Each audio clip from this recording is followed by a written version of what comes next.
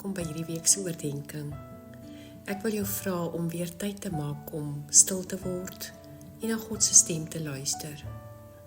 Onthou, hy is die een wat altyd op jou wag, wat altyd daar is om jou te omhels, jou vas te hou, na jou te luister en iets van homself vir jou te gee.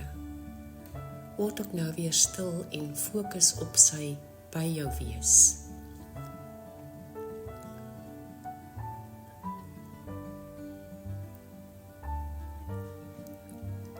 Het jy al beleef dat iets so goed gelyk het dat jy nie anders kon as om kinderlik opgewonde daaroor te wees nie?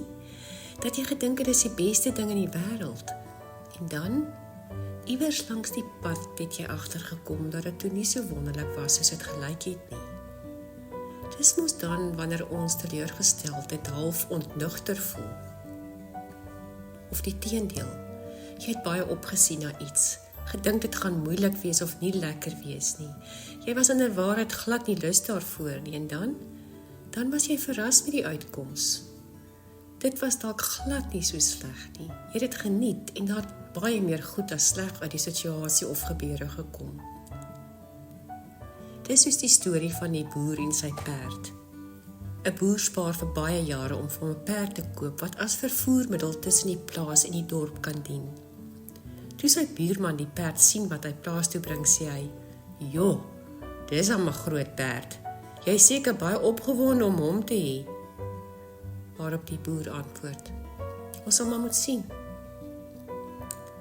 2 dae later gaan die boer se seun met die perd dorp toe. Die perd skrik vir iets, gooi die seun af en die seun breek sy arm en been. Buurman kom simpatiseer dadelik en sê, "Jy moet dan maar baie teleurgesteld en kwaad wees oor wat nou gebeur het. Dis dan baie sleg." Boer antwoord hom, "Ons sal maar moet sien." 'n Paar dae daarna word alle jong manne opgeroep vir 'n groot geveg wat beplan word. Boer se seun kan natuurlik weens sy arm en been wat in gips is nie gaan nie. Die geveg is 'n riller van 'n bloedbad. Vele jong manne verloor hulle lewens. Buurman kom weer na die boer toe en sê vir hom, "Jy was dan maar baie gelukkig dat jou seun nou nie gegaan het nie, nê?" Weer kom die antwoord, "Ons sal maar moet sien." Toe boerseun die dag dorp toe gaan sodat die dokter sy gips kan afhaal, is daar 'n pragtige jong assistent saam met hom. Dis onmiddellik wederwysydse liefde met die eerste oogopslag. 3 maande later trou hulle. Buurman wens boer geluk met die troue en sê, "Jy moet baie gelukkig wees dat jou seun so 'n wonderlike vrou gekry het, nê?" En weer kom die antwoord, "Ons sal maar moet sien." 'n Paar maande daarna sterf hierdie wonderlike vrou. Boerman se seun en boer is verpletter. So gaan die storie aan en aan. Maar wat vertel dit vir ons? 1. Niks is ooit so goed as wat dit lyk nie.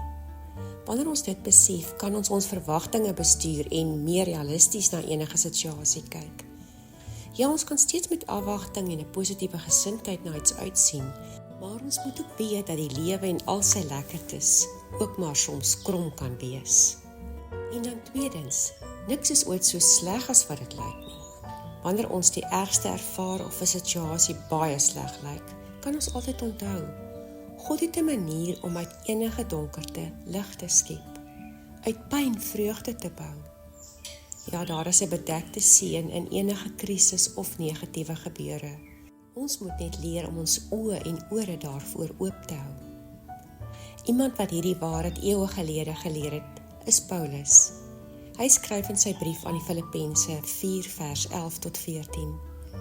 Die lewe het my al geleer om klaar te kom met wat ek het. Maak nie saak wat gebeur nie. Ek weet hoe dit voel om arm te wees, nee, brandarm te wees. Maar ek weet ook hoe dit voel om genoeg of selfs te veel geld te hê. Maar ek laat nie toe dat sulke dinge my onderkry of met my weghardloop nie. Ek is en ek bly altyd 'n vrede, wat my ook al tref. Vir alles in die lewe, die goeie of die slegte, sien ek kans omdat Jesus my bron van krag is. Kom ons bid. Hemelse Vader, dankie dat U by my is wanneer die son se strale my lewe verhelder en ek vol lig is. Maar dankie ook dat U daar is wanneer die skemer daal en dit net die maan is wat 'n klein streepie lig oor my donker gooi. Ek vertrou U. Ek loof U. Altyd. Amen.